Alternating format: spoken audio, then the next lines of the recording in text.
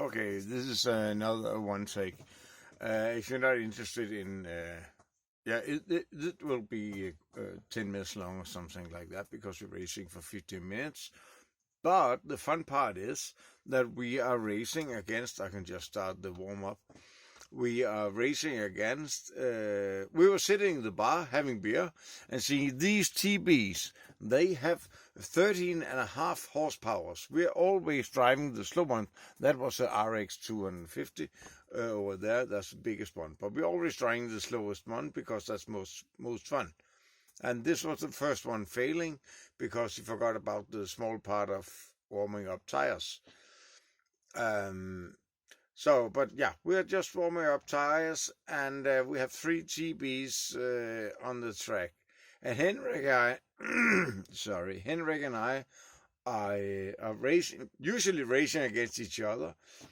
But when there are gung ho guys on the track with their own helmets or gloves or taking the big carts, we're taking the smallest carts and see what can we do, because you learn the most from that.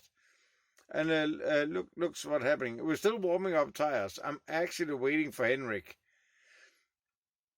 And look, this guy, he was a very nice. This is Chris. He's a fucking excellent driver. Apparently, we already started the race.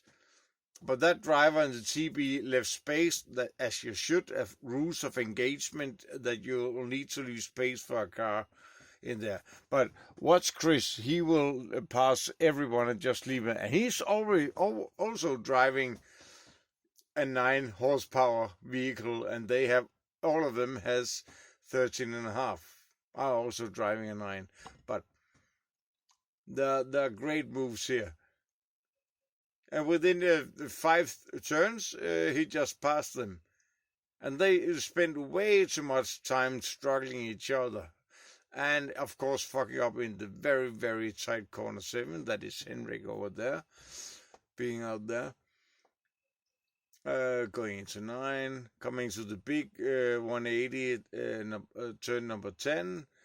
And this is where... Oh, I'm driving number 18. That's a good card, so I should be able to follow up. But this is Henrik.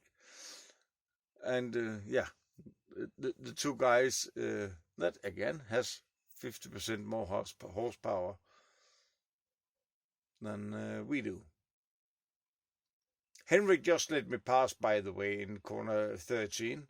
He let me pass because I got a better exit speed, and they fucked up again because they forgot. Yeah, hey, they have a fun time. That's good. But look close to how every time we get out of some corner, like 10 meters out of it, they are able to accelerate out of it. But okay, he fucked up. And on the long stretches, they just go away. But even if they get 30 meters from us, in the next 2 corners, we are right up their asses again, because they're so bad at... no, they're not bad at driving, because they didn't... Not all of them crashed or spun around. Everybody spin around. If you don't spin around, you're doing it wrong.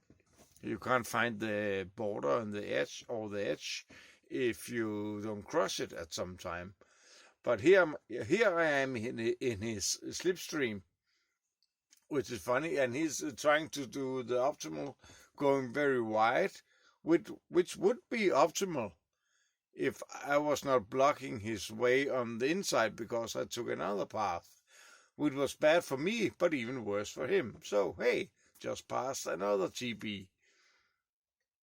Let's see what we're getting up to here. Was that the one that spun around? Yeah, it's still a TB. No, I remember this one. He's actually a good driver.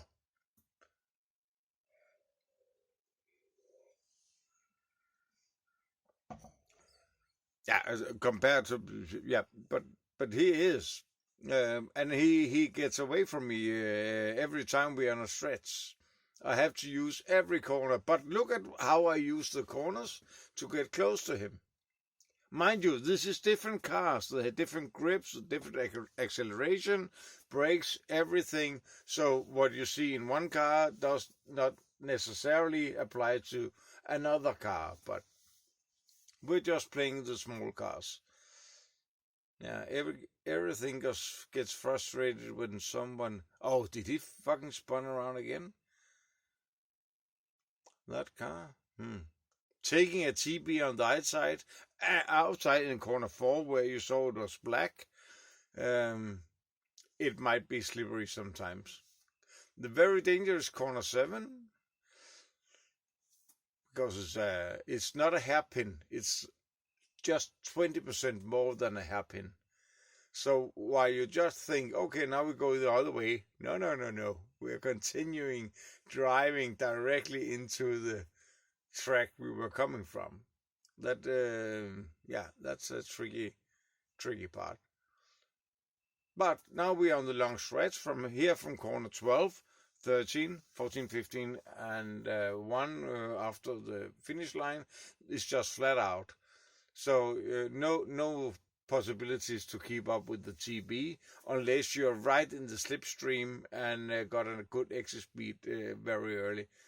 And already now, corner 1, 2, now 3, into 4, which is a 180, big 180. This is... You can probably learn a lot from this. I'm not an excellent driver. I'm a rather good driver nowadays, so that was close. And we're being nice, mind you, even though it's not our cars, but it's not bumper cars. But be a good sport, be rules of engagement. Expect the rules of Formula 1 on a go-kart track, then you will have fun and get a lot of new friends. Be a tourist and think you can just run each other off the track. Learn how to be an asshole, but you probably knew that already. But he's very hard to catch. He's defending too early there because he forgot to look back to see where I was. So he could have taken the wide entrance into turn 1 and made a late apex and got an excellent exit speed. But he didn't look back and he thought I was right on his ass. So he took a close apex all the way around and lost a lot of speed, where I have front vision. I can see what's happening in front of me, so I gained on him again. And you see, he runs away from me every time, but when we get into the corners, I catch up to him. The problem is I can't pass him unless he makes a mistake. Usually the best way to pass people on Varna tracking, if you are Varna karting, Varna racing track, is in corner 7. If you get up to the ass of someone that you can't pass safely, just stay close and maybe a bit too close, for example 5 or 6, so you think you're gonna ram into them, which you of course are not. But they're so stressed and trying to do corner 7. We are going now into 5, which is a left turn. 6 is short, and here is corner 7, who's a very, very bad hairpin. And if you stress people there, up right their ass, they start doing stupid things. And apparently, overtook him there. While speaking of it, okay, we are coming out of, we are in a corner 9 into the Big 10. That doesn't make sense. Am I going the wrong way? I'm just going too slowly. That's why. Okay, we're coming out of 10 here.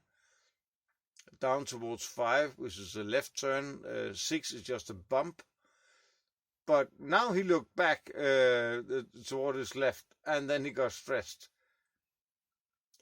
And mind you, he's still in a TB.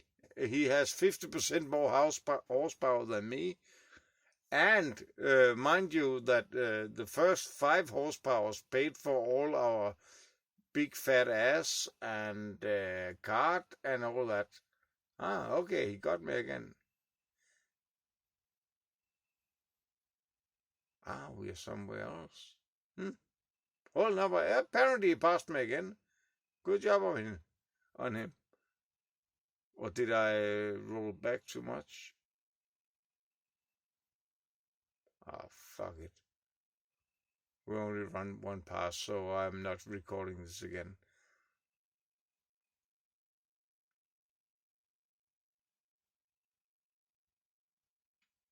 Mm.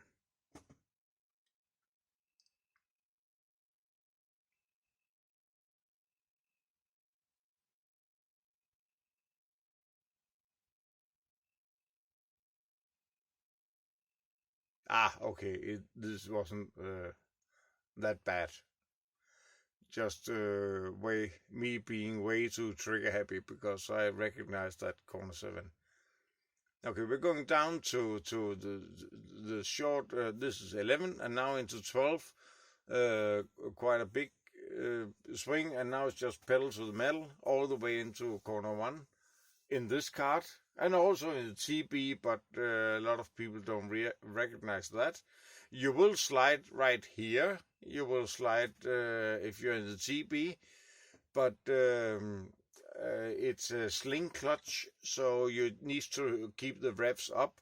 So don't release the accelerator. Just have full power on it and slide through it and have an extra clutch, swing clutch. You have 2 swing clutches on this kind of card because you don't have a normal clutch. So the first one you have is the engine directed to the tires, but you have a second one, and that is the tires to the ground. So if you enter a corner and get the tires spinning, because the engine has a momentum where the newton meters, the torque is highest.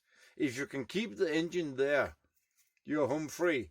But that's hard if you get full traction and one-to-one exchange to the ground.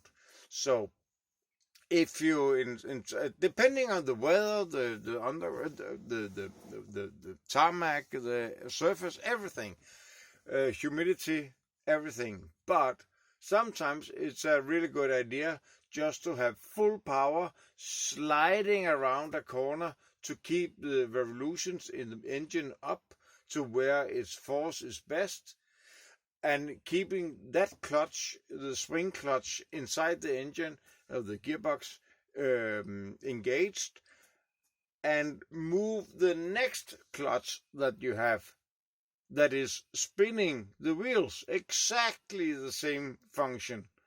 So you have 2 clutches to work with, depending on the weather, the humidity, how is the surface today, and all that. So bring that to mind if you want to do karting. If you're just going for the weekend, don't give a fuck. But if you want to do more,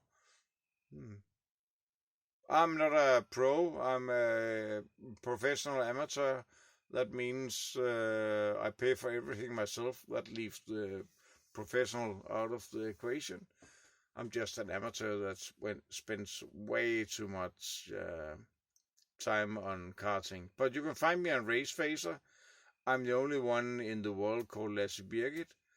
I think this year I'm number 8 in my class, that is plus 40, for the best time this year at the track. Overall, I think I'm number 27, something like that. But hey, karting is fun. But this was just a few tricks, just an analysis of what one of my latest rides was like. One of those that were interesting. Yeah, that was it. Thanks. Bye. Whatever.